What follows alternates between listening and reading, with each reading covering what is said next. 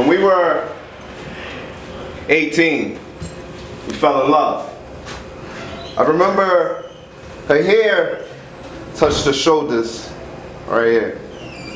She told me that in Africa, they came real deep in her until she bled.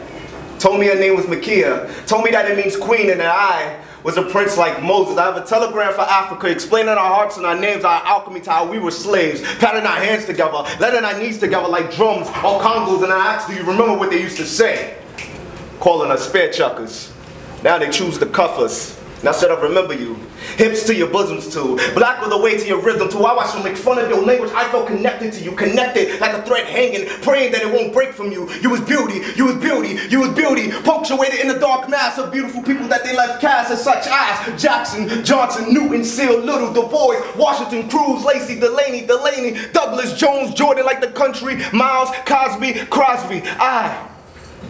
Telegram for Africa. She was a woman that had a fair chance to mature, so she became an adult, treated like she was still in her adolescence, or looked at like she was from Stink Hall, manifested it, painting this song, sent it to the conscience of the entire fucking world, but something happened when auctions for us turned into some shit so that we could forget that we were kings of the place we come from with our queen, our skin.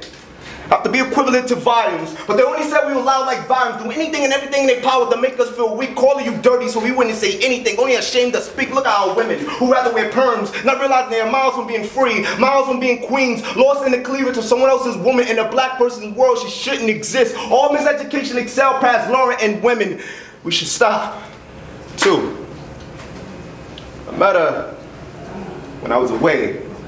She told me immigrants were slaves, portrayed that the only fastidious representation of her was of a man who wore makeup who she said was even more deeply afraid. She wanted to be something like me, not to call herself man, but she called where I live opportunity to make light of things. I was confused at the people she could produce, some as dark as me, some lighter than me. I wanted to fuck her but felt she was too good for me. It's how she acted when seeing me, reminding me what the whites would remind me of, that I threatened their existence like sitting next to me was gonna rub my skin color off to them. You see, she told me Marxism sank through her veins, all types of hands of dictators to the game banging of democratic leaders that she called the true breeders. Said beyond the Castros and the Dehidros, you can find descendants of Negroes who came on the ships after Pizarros, and the man who called himself Columbus told his sisters the only position was prone and on their knees, told they shouldn't talk, like she watched man after way, pushing her children away to the people who tricked them for the labor, who tricked them to live in. It was nothing but a favor. 3.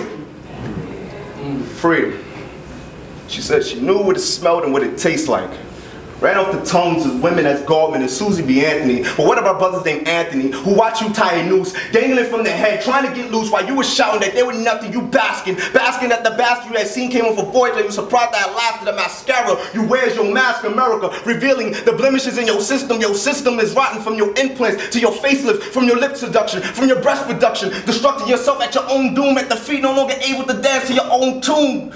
You're a woman who doesn't know what it means to love you. Keep it real. You haven't been real with me since people been without a meal, and hungry people have watched you chew while the community's plummeted with nothing but the feta and the hypocrisy, not able to afford the American dream or anything to eat, walking miles with buckets of water under the sun with nothing under their feet. You've been conceited. Your biggest deception is your deceit, thinking your affairs with Uncle Sam leave you superior to any of us. That doesn't reflect the color in your hand, crossing between the elements, hybrid and feeling inferior because you made them believe that you were intelligent diplomacy, reflecting negligence. Poverty is disdainful like measurements, symmetrical while I'm reaching it up, penetrating while she's ministrating the ignorance from the dicks and the coons, spinning the wounds at the tool all the way down to her crouch that I'm licking to open navels above her bellies to digest the galaxy and the sun and anything else that you have left me, that I have watched you break men's hearts down in 2 Noah arcs coming apart. You can be held in unison with such figures as Smith, Engels, and Marx. Your world coming apart, band together by land that contradicts the looks and the appearances of every man. It's an aesthetic facade, as if America is disdaining people with ideas like a mirage to be free, because I never learned what it means that make us free. I am screaming at you